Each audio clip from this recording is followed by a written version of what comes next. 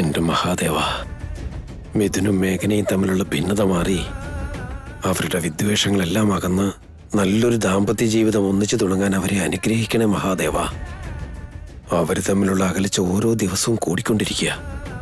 അഗാധമായൊരു പടുകുഴിയിലേക്കാണ് അവർ പോകുന്നത്. അവരുടെ യാത്ര രണ്ട് ഭിന്ന ധ്രുവങ്ങളിലേക്കായിരിക്കുകയാണ്. ഇനി എന്നെങ്കിലും അവരൊന്നിച്ചു നിറഞ്ഞ ശേഷം എനിക്ക് കണ്ണടയ്ക്കാൻ കഴിയുമോ ആവോ?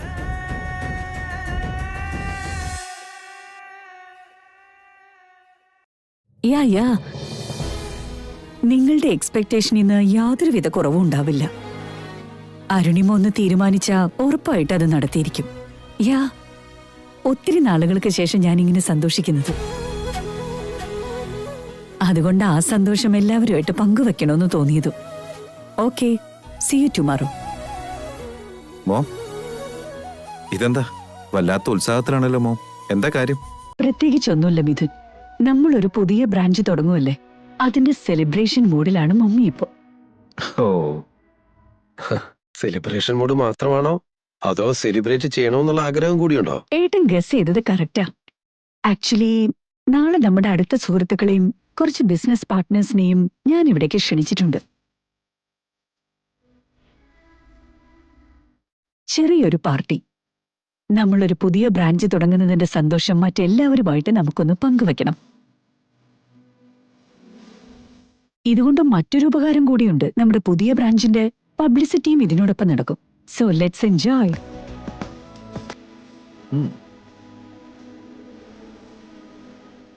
വാവ് വല്യമ്മേ, ഒറ്റ പാർട്ടി കൊണ്ട് രണ്ട് ബെനിഫിറ്റ്സ് എടുക്കാനാണോ? വല്യമ്മ എന്ത് ചെയ്താലും അതിലൊരർത്ഥം ഉണ്ടാവും. ചെയ്യുന്ന ഓരോ ജോലിക്ക് പിറകിലും എന്തെങ്കിലും ഒരു ബെനിഫിറ്റും ഉണ്ടായിരിക്കും. Am I right, വല്യമ്മേ? You're right.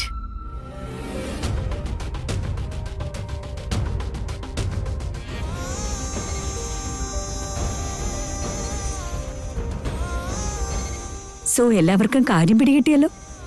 Tomorrow is a big day. അതുകൊണ്ട് തന്നെ ഈ സെലിബ്രേഷന് തെറ്റുകളൊന്നും ഉണ്ടാവരുത്. ഒരു വിധത്തിലുള്ള ഡിസ്റ്റർബൻസും ഉണ്ടാവരുത്. എല്ലാവരും ശ്രദ്ധിച്ചോളണം. ചേച്ചി പറയുന്നതൊക്കെ കേൾക്കാൻ കൊള്ളാം. തെറ്റുകളൊന്നും സംഭവിക്കരുത്, ശല്യങ്ങളൊന്നും ഉണ്ടാവരുതെന്ന് വെച്ചാ അതിന് ഇവിടെയുള്ള ആൾക്കാര് അതിനനുസരിച്ച് പ്രവർത്തിക്കണമല്ലോ. ഓഫ് കോഴ്സ് മോം, അതിനിവിടെ എല്ലാരും അങ്ങനെയല്ലേ, പിന്നെന്താ ഒരു പുതിയ സംശയം? നമ്മുടെ ഫാമിലിയിലുള്ള എല്ലാവരും ചിലപ്പോ കോപ്പറേറ്റ് ചെയ്യും. പക്ഷെ ഇവിടെ ഇപ്പോ നമുക്കോ നമ്മുടെ ഫാമിലിക്കോ യാതൊരു ബന്ധമില്ലാത്ത ചിലരും കൂടി ഉണ്ടല്ലോ. നീ ഇതാരെ കുറിച്ചാ പറയുന്നത് പ്രിയമ്പതേ? മറ്റാരെ കുറിച്ച് പറയാൻ? 6 മാസത്തേക്ക് കോടതി നമുക്കൊരു മരുമോളെ തന്നിട്ടില്ലേ?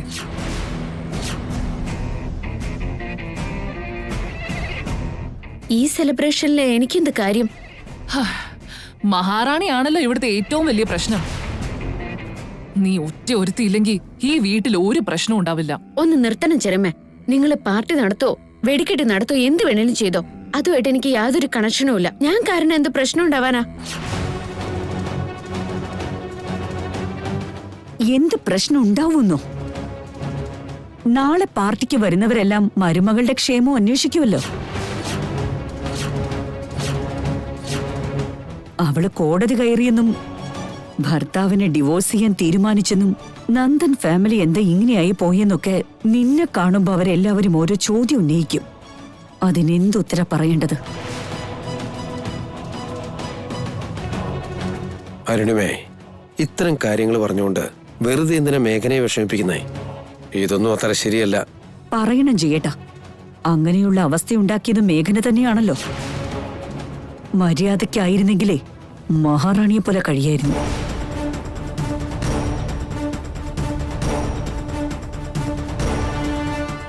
ജയേട്ടൻ തന്നെ പറ, നാളെ ഇവിടെ വരുന്നവര് ഇതൊന്നും ചോദിക്കില്ലെന്നുണ്ടോ?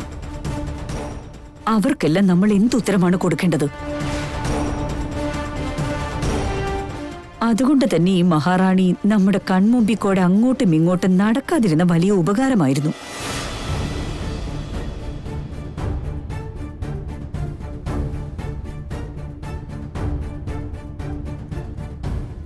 മേഘനെ, നാളെ ഒരു ദിവസത്തേക്ക് നീ ആരുടെയും കൺമുന്നിൽ വരരുത്.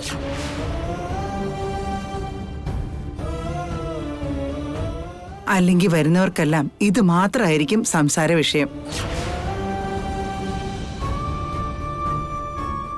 നാളെ നടക്കേണ്ടത് അതിന്റെ വഴിക്ക് നടന്നോളും.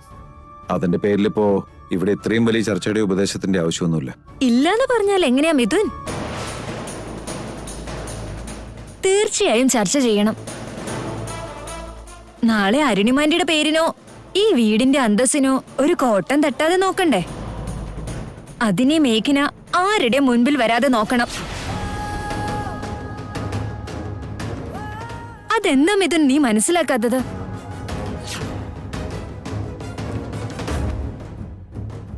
ശരിയാണ് മിഥുൻ. നാളെ പാർട്ടി സന്തോഷകരമായി നടക്കണമെങ്കിൽ, അരുണിമേച്ചിയുടെ മാനം പോവാതിരിക്കണമെങ്കിൽ മേഘന അതിന്റെ ഒന്ന് ഇടയിൽ കയറാതെ മുറിയിൽ അടച്ചിരിക്കുന്നതാ നല്ലത്. മേഘനെ, ഇവിടെ ഇപ്പൊ പറഞ്ഞതെല്ലാം നിനക്ക് മനസ്സിലായി കാണുമല്ലോ. നാളത്തെ ഫംഗ്ഷനിൽ ആരും നിന്നെ കാണാത്ത വിധം നീ മുറിന്ന് പുറത്തിറങ്ങാതിരിക്കണം.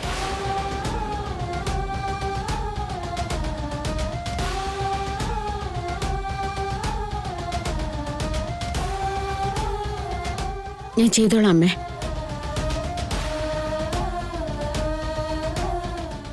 നിങ്ങൾക്കാർക്കും പേരുദോഷം ഉണ്ടാവുന്ന വിധത്തിൽ ഞാനൊന്നും ചെയ്യാൻ പോകുന്നില്ല. നാളെ എന്ത് വന്നാലും ഞാൻ എന്റെ റൂമിൽ നിന്ന് പുറത്തേക്ക് ഇറങ്ങുകയില്ല.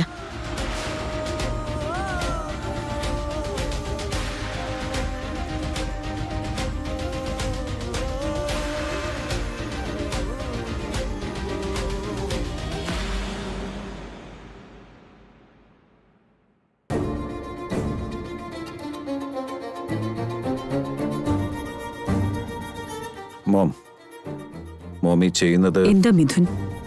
ഞാൻ പറഞ്ഞ കാര്യത്തിൽ നിനക്ക് എന്തെങ്കിലും തെറ്റ് തോന്നിയോ? ഇപ്പൊ ഞാൻ പറഞ്ഞത് ഒരു കുറ്റമായിട്ടാണോ നീ കാണുന്നത്? എല്ലാവരുടെയും നന്മയെക്കുറിച്ച് ചിന്തിച്ചിട്ട് മാത്രമേ ഞാനൊരു തീരുമാനം എടുക്കൂ. അത് നീയും മനസ്സിലാക്കുമെന്ന് കരുതട്ടെ.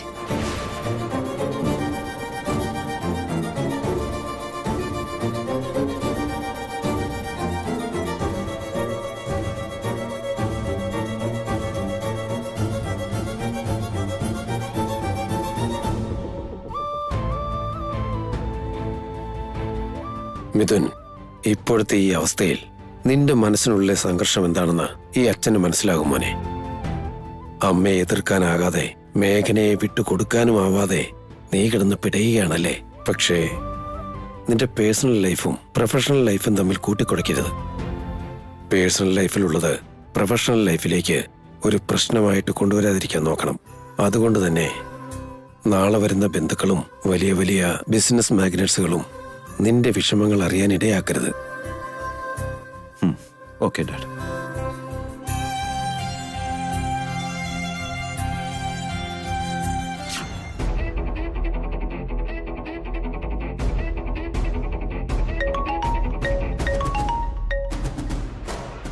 ഹലോ. ഹലോ രാജേശ്വരി, ഞാൻ പ്രിയമതിയെ സംസാരിക്കുന്നത്. എന്തൊക്കെയുണ്ട്? എനിക്കെന്താ പ്രിയംവദേ, എന്നും ഞാൻ അടിപൊളിയാണല്ലോ. നിനക്കത് അറിയുന്നതല്ലേ? അതും ശരിയാ. ഒന്നിനെ കുറിച്ചും ചിന്തിക്കണ്ട. കോടികൾ കൊണ്ട് മൂടാനുള്ളത്ര സ്വത്ത്, ആഗ്രഹിച്ചതെന്തും കയ്യിലെത്തുന്ന യോഗം, കണ്ണുകൊണ്ട് കാണുന്നതെല്ലാം മുമ്പിലെത്തുന്ന ജാതകം. നിനക്ക് പിന്നെ സുഖമല്ലേ? എക്സാക്ട്ലി പ്രിയംവദേ. അതിരിക്കട്ടെ, നീ നാളെ പാർട്ടിക്ക് വരുന്നുണ്ട്. യാ, അരുണിമ എന്നെ ക്ഷണിച്ചിരുന്നു. നിങ്ങളെല്ലാവരെയും കണ്ടിട്ട് ഒത്തിരി നാളായില്ലേ. ഉറപ്പായിട്ടും ഞങ്ങൾ വന്നിരിക്കും. ഞാനും വെയിറ്റ് ചെയ്യുന്നുണ്ട്. പിന്നെ രാജേശ്വരി, എനിക്ക് നിന്നോട് കുറെ ഏറെ കാര്യങ്ങൾ പറയാനുണ്ട്. എനിക്കും അതെ. എത്ര നാളായല്ലേ, നമുക്ക് സംസാരിക്കാം. പറ്റുമെങ്കിൽ നാളെ നേരത്തെ ഇങ്ങോട്ട് പോരണേ. ഞാൻ നോക്കട്ടെ പ്രേമദേ. എന്നാ വെക്കട്ടെ. See you.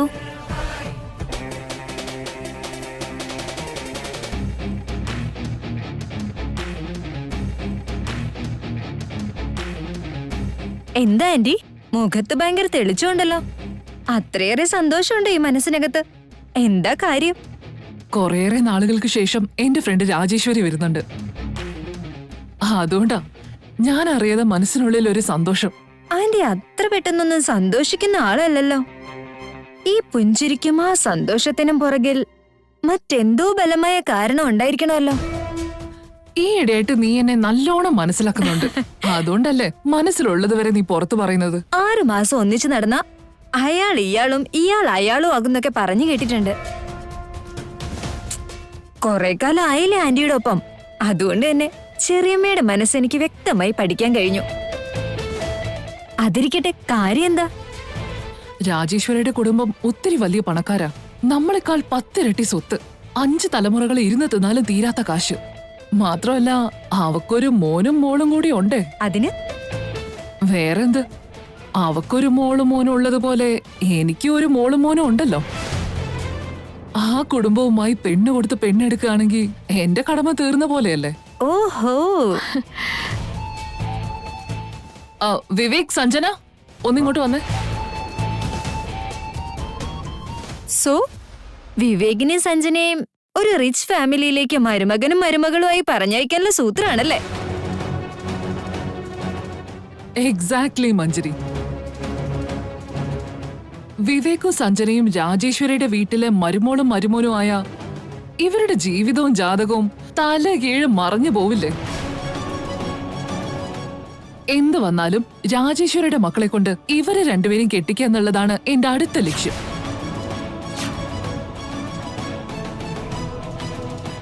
മോം, ഞങ്ങളോട് രണ്ടുപേരോട് ഒരു വാക്ക് പോലും ചോദിക്കാതെ ഞങ്ങളുടെ കല്യാണം അങ്ങ് ഫിക്സ് ചെയ്യുക.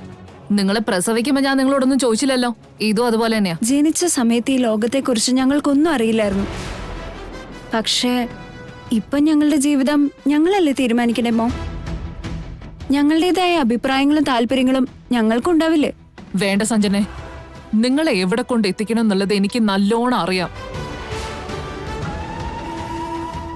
നല്ലോണം ആലോചിച്ച് തന്നെയാണ് ഞാൻ ഈ തീരുമാനം എടുത്തത്. രാജേശ്വരിയുടെ മോനാണ് നിന്റെ ഭർത്താവ്, അവളുടെ മോള് വിവേകിന്റെ ഭാര്യയും. അത്രേ ഉള്ളൂ. എല്ലാം നേരത്തെ ഞാൻ ഫിക്സ് ചെയ്ത് കഴിഞ്ഞു. മഞ്ജരി, കം.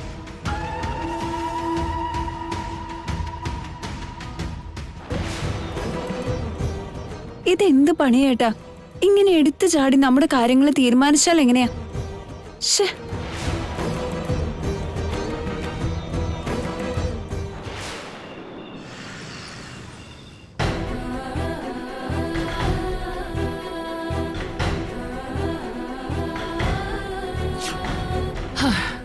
മഹാറാണിയാണല്ലോ ഇവിടുത്തെ ഏറ്റവും വലിയ പ്രശ്നം. നീ ഒറ്റ ഒരുത്തിയില്ലെങ്കിൽ ഈ വീട്ടിൽ ഒരു പ്രശ്നവും ഉണ്ടാവില്ല.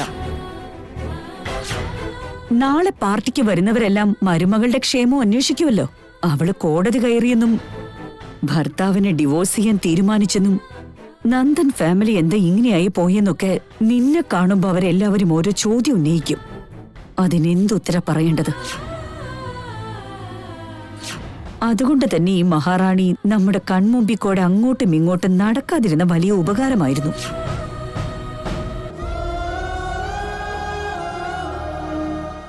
മേഘനെ, അമ്മ പറഞ്ഞതൊക്കെ മനസ്സിൽ വെച്ച് വേദനിക്കുകയായിരിക്കുമല്ലേ? ഇത് നിന്റെ വീടാണ്. നിന്റെ ഇഷ്ടത്തിനൊത്ത് എന്തും ചെയ്യാനുള്ള സ്വാതന്ത്ര്യമുണ്ട്. നിന്നെ ഒരു മുറിയിൽ പൂട്ടിയിടാനൊന്നും ഇവിടെ ആർക്കും ഒരു അധികാരമില്ല മോളെ. രാവണക്കോട്ടയിലെ സപ്രപഞ്ചത്തിൽ കയറിയിരുന്നത് കൊണ്ട് നാട്ടുരാജാവിന് സകല അധികാരങ്ങളും കിട്ടിയതുപോലെ ആവില്ലല്ലോ അച്ഛ. ആ നാട്ടിലെ പ്രജകൾ അംഗീകരിച്ചു കഴിഞ്ഞാൽ മാത്രമേ ആ പദവിക്ക് പോലും വിലയുണ്ടാവുകയുള്ളൂ. അതുവരെ അത് വെറും ഒരു പാവക്കൂത്ത് മാത്രം. എനിക്ക് ഈ വീട്ടിലെ മരുമകളുടെ സിംഹാസനമുണ്ട്, ഭാര്യ എന്ന പദവിയുമുണ്ട്. പക്ഷെ അതിന് അംഗീകരിക്കാനുള്ള ബന്ധങ്ങളോ സൗഹൃദങ്ങളോ എനിക്ക് വീട്ടിലില്ലല്ലോ അച്ഛ. എന്ന് കരുതി ആര് നിന്റെ മേൽ എന്ത് കുറ്റം ചുമത്തിയാലും മിണ്ടാതെ നിന്നെല്ലാം കേൾക്കുമെന്ന കീ കൊടുത്ത വെറും ഒരു പാവയെ പോലെ മറ്റുള്ളവരുടെയൊക്കെ താളത്തിനൊത്ത് തുള്ളാനാണോ നിന്റെ തീരുമാനം? മാനത്ത് കാർമേഘങ്ങൾ മൂടുന്ന സമയത്ത് സൂര്യൻ പോലും തണുപ്പിന് വഴിമാറി കൊടുക്കാറില്ലേ അച്ഛ? എനിക്ക് ചുറ്റും ആരോപണങ്ങളും അപമാനങ്ങളും കാർമേഘം പോലെ ആവരണം ചെയ്തിരിക്കാം. ആ ഇരുളിൽ ഞാനും ഇപ്പോ തണുത്തുറഞ്ഞ് മഞ്ഞുപാളികളായി മാറേണ്ടിയിരിക്കുന്നു. എന്തിനാണെന്ന് ചോദിച്ച ഞാൻ ഇവിടേക്ക് തിരിച്ചു വന്നതിന്റെ കാരണവും എന്റെ ലക്ഷ്യവും വേറെയാണ്. എനിക്ക് എങ്ങനെയെങ്കിലും എന്റെ ലക്ഷ്യത്തിലെത്തണം. അതിന് മൗനമാണ് ഭൂഷണമെങ്കിൽ അത് ഞാൻ സ്വീകരിക്കണം. എന്തെങ്കിലുമൊക്കെ ചെയ്യ. സ്വന്തം വീട്ടിലൊരു പണിക്കാരിയേക്കാൾ മോശമായി ഏതോ ഒരു അന്യ സ്ത്രീയെ പോലെ നീ കഴിയുന്നത് എനിക്ക് കണ്ടു നിൽക്കാനാവുന്നില്ല മോളെ. ചോദ്യം ഉന്നയിക്കേണ്ടടുത്ത് അത് ചെയ്തിരിക്കണം. നിന്റെ ആത്മാഭിമാനം രക്ഷിക്കപ്പെടേണ്ടത് നിന്റെയും കൂടി ആവശ്യം. ഞാൻ അങ്ങനെ ഇവിടെ നടക്കുന്ന എല്ലാ കാര്യത്തിനും ചോദ്യം ചെയ്യാൻ പോയാ പിന്നീട് എന്ന് ഈ വീട് ഒരു യുദ്ധക്കളായി മാറുവച്ച.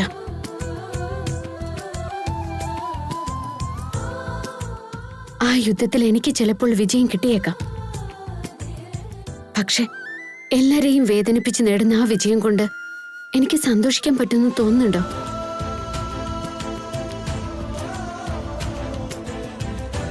അങ്ങനെയല്ല മോളെ. എല്ലാവരുടെയും ആരോപണങ്ങൾക്ക് വിധേയയായി ഓരോരുത്തർ വരയ്ക്കുന്ന ലക്ഷ്മണരേഖയ്ക്ക് പിറകിൽ നിന്ന് എത്ര നാളിങ്ങനെ തുടരാൻ പറ്റും? നാളെ ഇവിടെ എത്ര വലിയ പാർട്ടി നടന്നാലും അരുണിമയും പ്രിയമതയൊക്കെ പറഞ്ഞ പോലെ വീടിന്റെ ഒരു കോണി പോയി നീ ഒളിച്ചിരിക്കുന്നത് എനിക്കിഷ്ടമല്ല. അങ്ങനെ പറയരുത് അച്ഛാ. അമ്മയുടെ മുഖത്തെ സന്തോഷം അച്ഛനും കണ്ടതല്ലേ? ആ സന്തോഷം പങ്കുവെക്കാനാണ് പാർട്ടി നടത്തുന്നത്. അതിനിടയിലേക്ക് ഒരു ചെറിയ ശല്യമായിട്ട് പോലും ഞാൻ കയറി വരില്ല. അത് അമ്മയ്ക്ക് വിഷമാവും. അമ്മ ഒത്തിരി കഷ്ടപ്പെട്ട് നേടിയെടുത്ത വിജയം അത് അമ്മ ആഘോഷിക്കണം.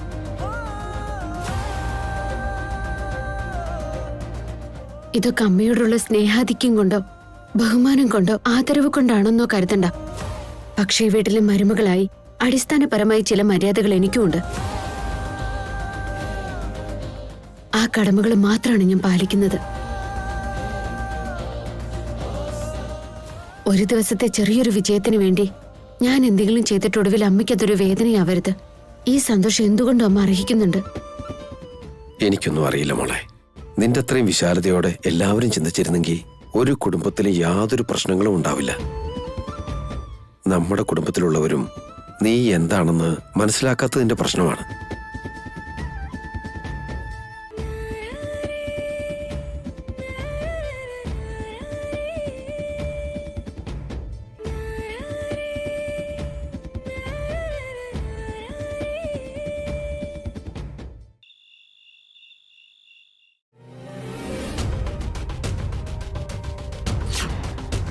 വിവേകും സഞ്ജനയും രാജേശ്വരിയുടെ വീട്ടിലെ മരുമോളും മരുമോനുമായ ഇവരുടെ ജീവിതവും ജാതകവും തല കീഴ് മറഞ്ഞു പോവില്ലേ? മോമനിപ്പോ എന്തിന്റെ കേടുണ്ടായിട്ടാ? പെട്ടെന്നല്ലേ പെണ്ണിനെ കണ്ടു വേഗം കെട്ടിക്കോ എന്നൊക്കെ പറയുന്നേ. എന്റെ മനസ്സിൽ എന്താണെന്നോ എന്റെ ഇഷ്ടം എന്താണെന്നോ ഒന്നിനെ കുറിച്ച് മോം ചിന്തിക്കുന്നില്ലല്ലോ. അതിനുള്ള ഒരു ശ്രമം പോലും നടത്തുന്നില്ല എന്നുള്ളതാ.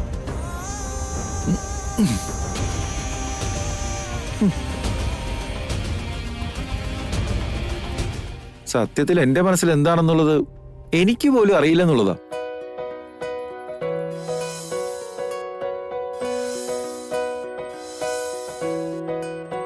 മൊഴികളും മൗനങ്ങളും മിഴികളും വാചാലമായി തിരകളും തീരവും ഹൃദയവും വാചാലമായി തമ്മിൽ തമ്മിൽ ഓർമ്മകൾ. ചാരുവിനോടൊന്ന് വഴക്കടിച്ചിട്ട് ഇപ്പൊ എത്ര നാളായി. ഏട്ടൻ ചേച്ചിയെ ചതിച്ചു എന്നും പറഞ്ഞ് ഇപ്പൊ എന്നോടും ഭയങ്കര ദേഷ്യ. മര്യാദയ്ക്കൊന്ന് സംസാരിക്കാൻ പോലും നിൽക്കുന്നില്ല. ഒന്ന് ഫോൺ ചെയ്ത് നോക്കിയാലോ?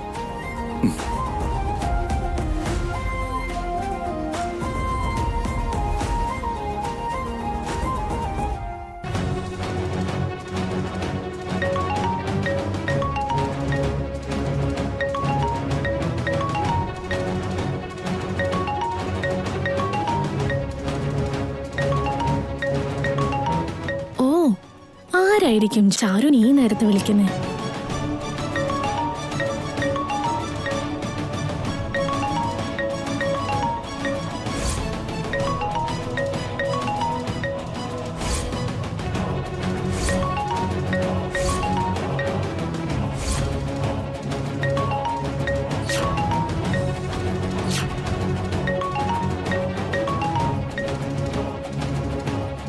ഈ വിവേക് എന്തിനാ ചാരുവിനെ ഫോൺ ചെയ്യുന്നേ? ഇവരുടെ ഈ ലൈൻ അടി കഴിയുന്നത്ര പെട്ടെന്ന് മുറിച്ചു കളയണല്ലോ.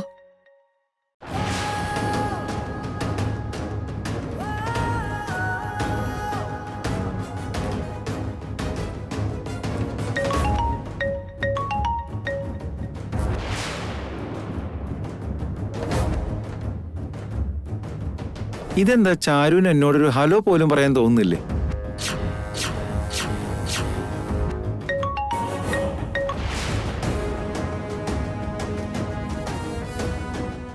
ഈ പെണ്ണിന് ഇത് എന്തിന്റെ കേടാ?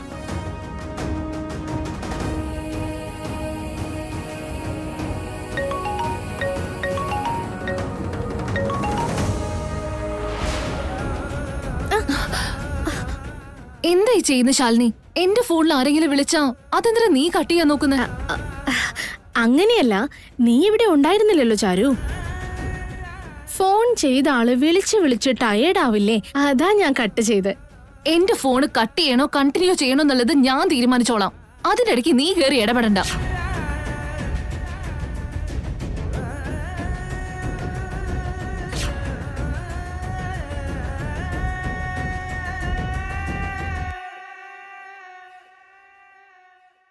വിവേക് എന്തിനായിരിക്കും വിളിച്ചത്?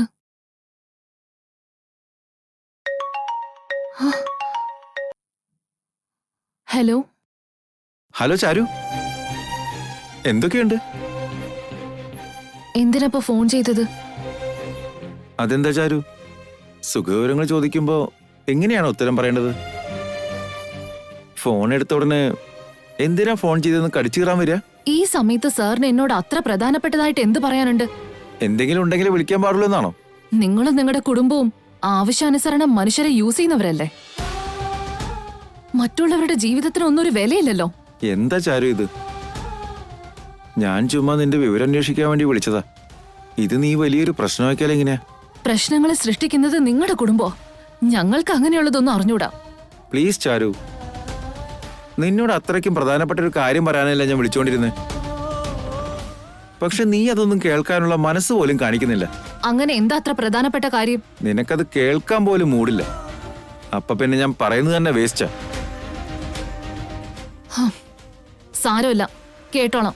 പറയും, എന്താ നിനക്ക് പറയാനുള്ള? അതെന്താന്ന് വെച്ചാ, അത് പിന്നെ ചാരു, നീ എന്നോട് നല്ല രീതിയിൽ സംസാരിക്കുകയാണെങ്കിൽ പറയായിരുന്നു. പക്ഷെ ഇപ്പോഴും നിനക്ക് എന്നോട് ദേഷ്യമാണ്. അതുകൊണ്ട് തന്നെ അതിനെക്കുറിച്ച് പറയാൻ എനിക്കിപ്പോ ഒരു മൂഡ് തോന്നുന്നില്ല. ഞാൻ വെക്കാം, ബൈ.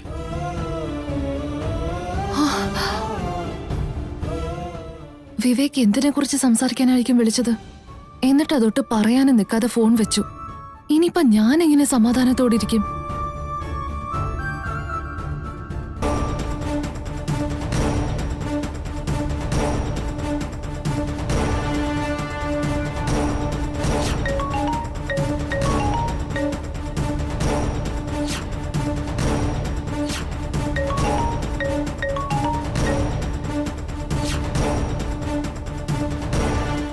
എന്താടി, വട്ടമേശ സമ്മേളനത്തിൽ എന്തോ തെറ്റായ തീരുമാനം എടുത്ത പോലെ കുറെ നേരമായല്ലോ നിന്റെ ആലോചന തുടങ്ങിയിട്ട്. കാര്യം എന്താന്ന് പറ. ഒന്നുമില്ല മമ്മി. ഒന്നുമില്ലെങ്കിൽ നീ വാ, നമുക്ക് വല്ലതും കഴിക്കാം. എനിക്കിപ്പോ വിശപ്പില്ല. ആ, വിശപ്പില്ലെങ്കിലും പറമ്പിൽ കൂടെ ഒരു കോഴി നടന്നു പോയാ അതിനെയും പിടിച്ച് വെട്ടി വിഴുങ്ങുന്ന പാർട്ടിയാ. ഇപ്പൊ എന്താ പറ്റിയേ? ജീവിതത്തിൽ ആദ്യമായിട്ടാ വിശപ്പില്ലെന്ന് നീ പറഞ്ഞു ഞാൻ കേൾക്കുന്നേ. ആ ചാരുവിനെ കാണുമ്പോ എനിക്ക് എന്റെ വയർ കത്തുവാ മമ്മി. അവളെ കാണുമ്പോ വയറ് കത്തുന്നു പറഞ്ഞ് നീ എന്തിനാടി വെറും വയറോടെ നടക്കുന്നേ? മമ്മി, പൊട്ടത്തെ പോലെ എന്തെങ്കിലും വിളിച്ചു പറയാതെ ഞാൻ പറയുന്ന ഡയലോഗിൽ ഇമോഷൻസ് ഒന്നും മനസ്സിലാക്ക്. ഇമോഷനൊക്കെ അവിടെ നിക്കട്ടെ. സമയാസമയത്ത് വല്ലതും വയറ്റിലേക്ക് ഇട്ടിട്ട് പിന്നെ നമുക്ക് ഇമോഷനൊക്കെ ആഘോഷിക്കാം. വേണ്ടെന്ന് ഞാൻ പറഞ്ഞു. മമ്മി, എന്റെ ഇമോഷൻസും സീരിയസ്നെസ് ഒന്നും മമ്മി മനസ്സിലാക്കുന്നില്ല. കുറച്ചു മുമ്പ് വിവേക് ചാരുവിനെ ഫോൺ ചെയ്തിരുന്നു. എന്ത്? ചാരുവിനോട് അവൻ എന്തൊക്കെയോ പറയാനുണ്ടത്രേ. പക്ഷെ അവനൊന്നും പറയാതെ ഫോൺ കട്ട് ചെയ്തു. അതിന് അവൻ പറയാൻ ഉദ്ദേശിച്ചത് വെല്ല I love you I miss you എന്നാണെങ്കിൽ എന്റെ ഗതി അതോ ഗതിയല്ലേ. വിവേകും ചാരും തമ്മിലുള്ള ലൈൻ വലിച്ചു കഴിഞ്ഞാ ഇടയ്ക്ക് കിടക്കുന്ന എന്റെ കമ്പി മുറിഞ്ഞു പോവില്ലേ? ഇപ്പൊ തന്നെ ലൈൻ വലിക്കാനുള്ള എഗ്രിമെന്റ് ഒക്കെ രജിസ്റ്റർ ചെയ്ത് കഴിഞ്ഞു എന്നുള്ളതാ എന്റെ സംശയം. അതെ മമ്മി, ഇപ്പൊ വൈഫൈ കണക്ഷൻ മാത്രമേ ഉള്ളൂ. നമ്മള് വെറുതെ ഇരുന്ന് കേബിൾ കണക്ഷനും കൊടുക്കും. നീ ഒന്ന് വിഷമിക്കാതിരിക്കടി. നമുക്ക് നേരിട്ട് പ്രേമവതിയോട് നിന്റെ കല്യാണത്തെ കുറിച്ച് സംസാരിക്കാം.